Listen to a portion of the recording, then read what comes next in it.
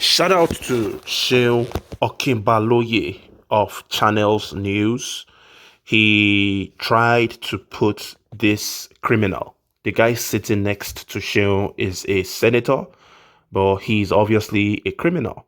Seun Okinbaloye tried to put his feet to the fire, asking him tough questions.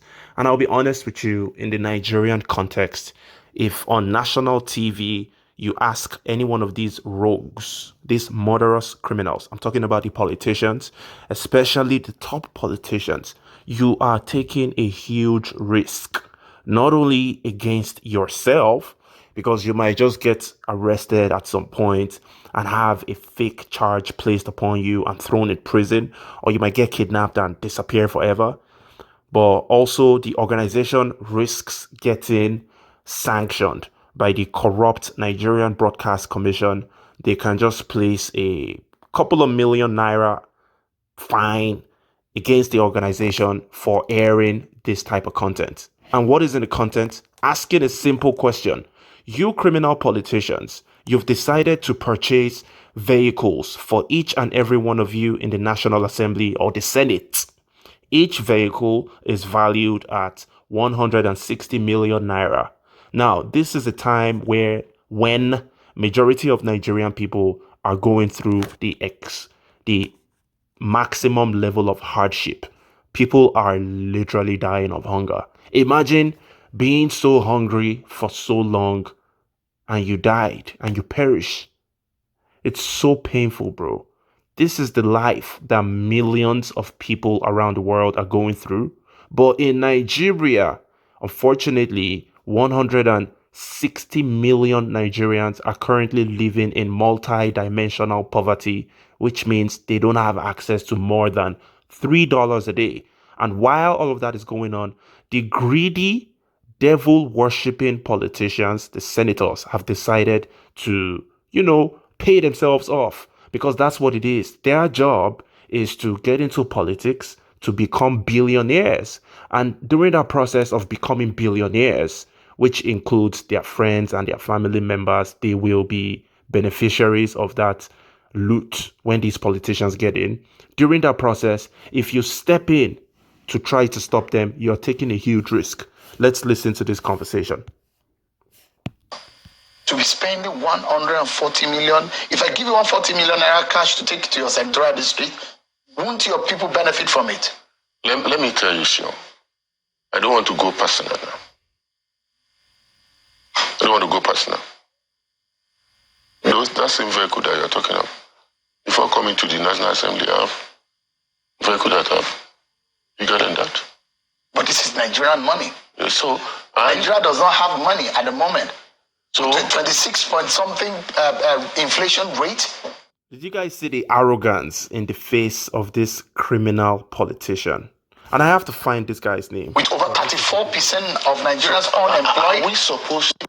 With over 34% of Nigerians unemployed. Are we supposed to? With over 134 million Nigerians multidimensionally poor. Is it sensitive that those who are supposed to represent the people go to Abuja and lavish themselves with luxury vehicle? Is that sensitive, Senator? Are we supposed to do our oversight function trekking or going without vehicles? Maybe you could have considered more cheaper vehicles to get the job done. Maybe a car.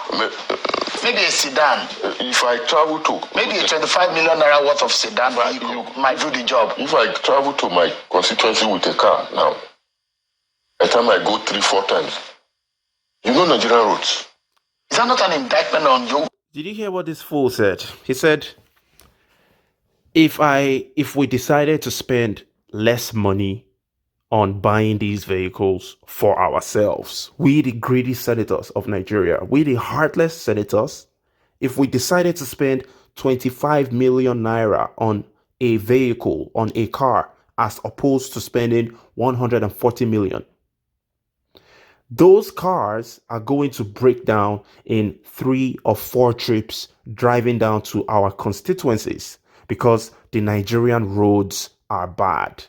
So tell me, who's been responsible for the creation, for building and maintaining the Nigerian roads? Is it the Nigerian people or the politicians? And this is why people need to realize that there is no country. Nigeria is not a country. The political space in Nigeria strictly exists for individuals who can finesse their ways to get into those positions to become billionaires. It is a pathway for greedy people to become billionaires. But you don't only have to be greedy, you have to be extremely criminal minded to get into a political office in Nigeria. You have to be a stone cold killer before you can get into a position as a senator. Because once you get into that position, even though allegedly or on paper you represent millions of people, those people are going to remain poverty stricken 100%. You are never going to fix the roads that lead to those communities. It's never going to happen. They are never going to build hospitals in those communities. But you guys from the communities, a lot of you, I'm not going to say everyone, some of you guys still keep on supporting these politicians that don't give a damn about you. And that's why, in all honesty, a lot of people deserve the kind of punishment that they go through as so-called citizens of Nigeria. I mean, at this point in time, you should already know that you're not a citizen of Nigeria. And I can't blame you if you don't know yet, because a lot of people still don't know. And it's understandable. From a young age, you are born into a so-called country. You start singing the national anthem. You start saying the pledge from a young age in primary school, secondary school, and then you grow up into thinking, yes, I'm a proud citizen of a country. But you need to you need to unlearn, unindoctrinate yourself from those things because you're not a citizen. The proof is in the pudding. You can clearly see the proof. If your leaders, your senators don't give a damn about you, if they are blaming Nigeria for not having good roads, the people that are supposed to build good roads are blaming Nigeria for you not having good roads, then you know what time it is. You're supposed to go out there in large numbers, arrest these people, do whatever you want to do with them. If you are humane, maybe you lock them up and throw away the key, but I recommend you do otherwise. I'll be honest with you, because these guys are completely useless. Those of you who are in power, Now what? those of you who are leaders in Nigeria today, is that not an indictment? And we have bad roads in the state, in your local government, in the senatorial district. Is that not an indictment of those of you who are in power? It's a discussion for another day. You see the level of... Because like Nigerians suffer for the inefficiency of those who are in power, Let me tell you. Senator. If you look at Nigerian roads all over the Federation, that we have a serious problem. Because nothing much has been done in the last few years. Most of our roads, they are very... You see, the level of arrogance of these politicians is unbelievable. I can't believe people have respect for these people. And funny thing is, the victims of this so-called country, you find them referring to these thieves as honorable, His Excellency, the Senator of blah, blah, blah, blah. You guys need to stop this, man. You should stop showing these guys any form of respect. And I understand that poverty diminishes your complex. You begin to have inferiority complex if you've been exposed to poverty for so long. If the people that are leading you, these senators, they are billionaires and they've made you feel like less of a person. So for that reason, you have low self-esteem. You look up to these people, you worship them, you worship their children.